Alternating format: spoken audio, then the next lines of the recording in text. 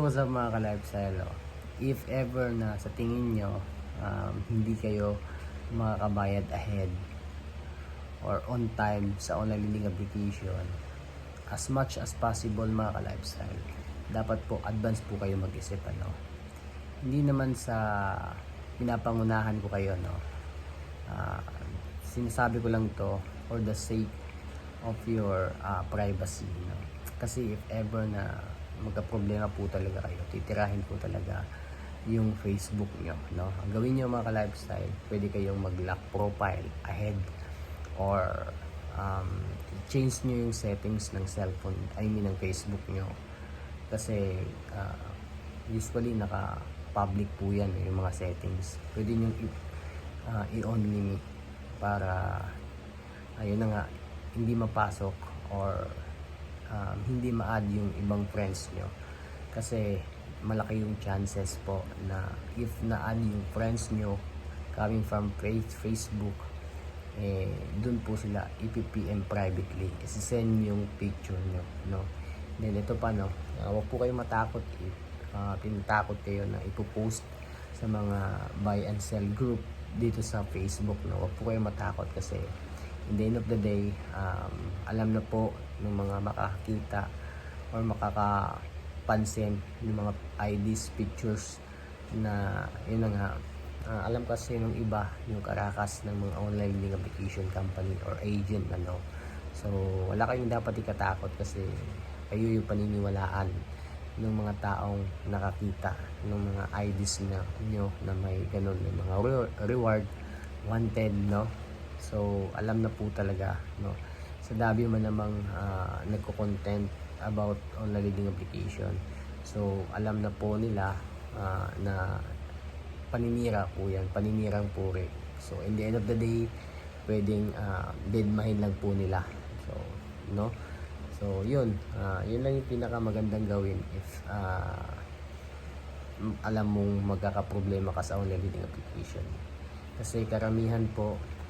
ng mga biktima ng online lending application natatakot sa ganong klaseng strategy ng mga online lending application agent, na ipopost sa social media, Huwag po kayo matakot mga ka-lifestyle. Mga ilang beses na pong nangyari yan sa mga biktima, na post pero wala lang, deadma lang, kasi gaya nga nasabi ko, once na nag-post sila ng ganong klaseng panirang puri, 2 to 3 days, automatic po dinidelete po nila yan, kasi syempre natatakot din sila sa kanilang security, So wala po kayong dapat ikatakot. And then ito pa mga ka-lifestyle, yung tumatawag sa inyo, kahit sabihin natin mga third party agency yan, collecting firm, lahat po yan sila is may mali rin, kasi kahit tanungin mo, never po nilang sasabihin yung kanilang real identity, So in that way, alam natin na syempre meron din silang pananagutan kasi hindi nila sinasabi yung kanilang identity,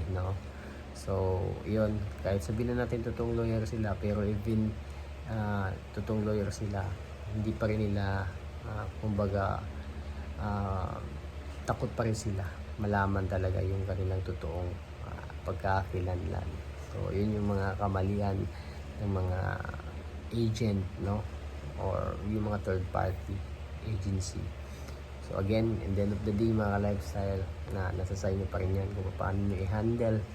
yung stress nyo dala ng online lending application. Ako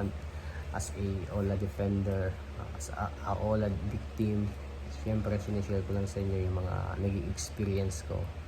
dati, para hindi kayo magaya sa akin, na almost na drain na talaga sa kakaisip kung paano isolve yung problema ko,